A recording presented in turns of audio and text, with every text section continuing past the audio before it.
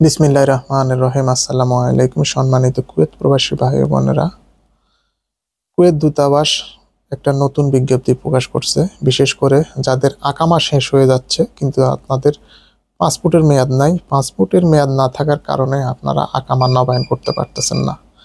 কিন্তু দেখা যাচ্ছে আপনারা যখন পাসপোর্ট করার জন্য আপনারা এম্বাসিতে যান, আপনাদের যেই ডেটটা পড়ে, যে অ্যাপয়েন্টমেন্টের ডেটটা, সেটা দেখা যায় আপনাদের অনেক দেরিতে পড়ে। দেখা যায় আপনাদের আকামা শেষ কিন্তু আপনাদের অ্যাপয়েন্টমেন্টটা পরে আসতেছে, আপনারা আকামা নবায়ন করতে পারতেছেন না পাসপোর্টের জন্য।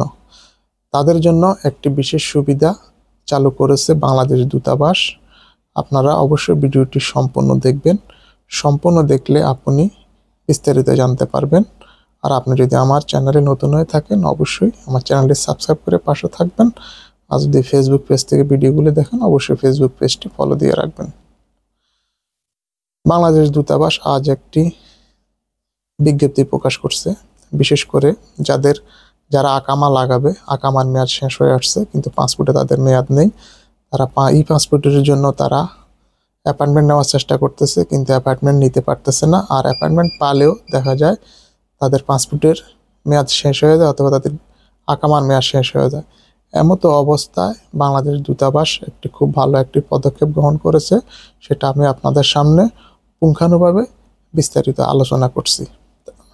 বাংলাদেশ দূতাবাস তার বিজ্ঞপ্তিতে যেটা বলা হয়েছে যে আকামা নবায়ন সংক্রান্ত জটিলতা থাকায় পাসপোর্ট প্রত্যাশীদের আবেদন অগ্রাধিকার ভিত্তিতে বিবেচনা সংক্রান্ত উপযুক্ত বিষয়ে কুয়েত প্রবাসী বাংলাদেশি নাগরিকদের অবগতির জন্য জানানো যাচ্ছে যে সকল ব্যক্তির আকামা নবায়ন করার স্বার্থে জরুরি ভিত্তিতে নতুন পাসপোর্ট প্রয়োজন।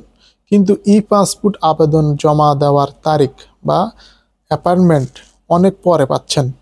সে সকল প্রবাসী বাংলাদেশি নাগরিক পাসপোর্ট আবেদন অগ্রাধিকার ভিত্তিতে বিবেচনা করা হবে।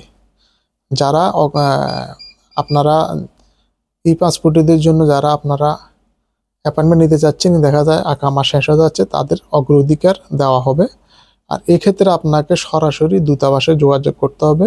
সেক্ষেত্রে আপনাকে যার পাসপোর্টের দরকার সেক্ষেত্রে আবেদনকারীকে দূতাবাসের 2 নম্বর ভবনের একতলায় অবস্থিত 10 নম্বর কক্ষে এসে পাসপোর্ট ও ভিসা কাউন্সিলরের সাথে সরাসরি সাক্ষাৎ করার জন্য অনুরোধ করা যাচ্ছে।